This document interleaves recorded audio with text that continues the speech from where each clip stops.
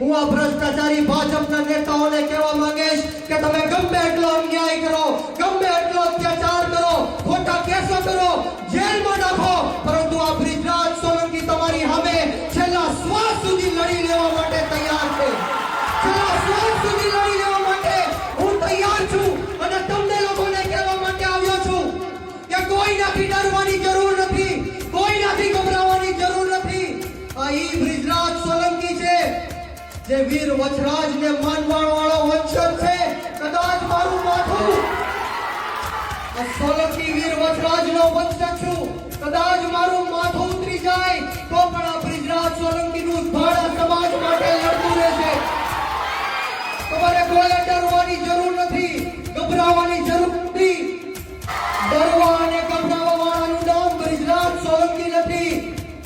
હું આજે તમને કહેવા માટે આવ્યો છું કે લાગશે વાર પણ આવશે મજા. લાગશે વાર પણ આવશે મજા.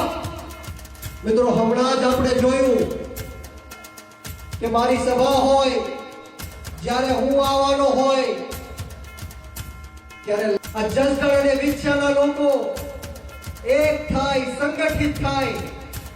આ એનો ડર અને એનો ખૌફ છે. ત્યારે હું યુવાનોને ખાસ કહેવા માંગીશ કે છેલ્લા 30 વર્ષથી આપણા વડીલો, આપણા યુવાનો, આપણી માતાઓ ડરના અને ભયના માહોલમાં જીવી રહ્યા છે. આપણને ગુલામીની જંજીરોમાં બાંધીને રાખવામાં આવ્યા છે. કોઈ પણ સવાલ પૂછે, કોઈ પણ અવાજ બુલંદ કરે તો એનો અવાજ દબાવી દેવાના પ્રયત્ન કરવામાં આવી રહ્યા છે. વાત સાચી કે ખોટી? તમે મને ધાક ધમકીઓ આપી, ભાવનગરમાં આવીને મારા વિરુદ્ધમાં ષડયંત્રો કર્યા કે બ્રિજરાજભાઈને કઈ રીતના ખોટા કેસો થકી જેલમાં નાખવામાં આવે, એના ચારિત્ર ઉપર સવાલો પૂછવામાં આવે. આવા અનેક તાઇફાઓ કરીને મને ડરાવીને અને ધમકાવવાની કોશિશો કરવામાં આવે છે. પરંતુ હું આ જાહેર મંચ ઉપરથી કહેવા માંગીશ કે અમે આંદોલનની કોકમાંથી નીકળેલા લોકો છીએ, ગરમ તપતી ભઠ્ઠીમાંથી નીકળેલા લોકો છીએ.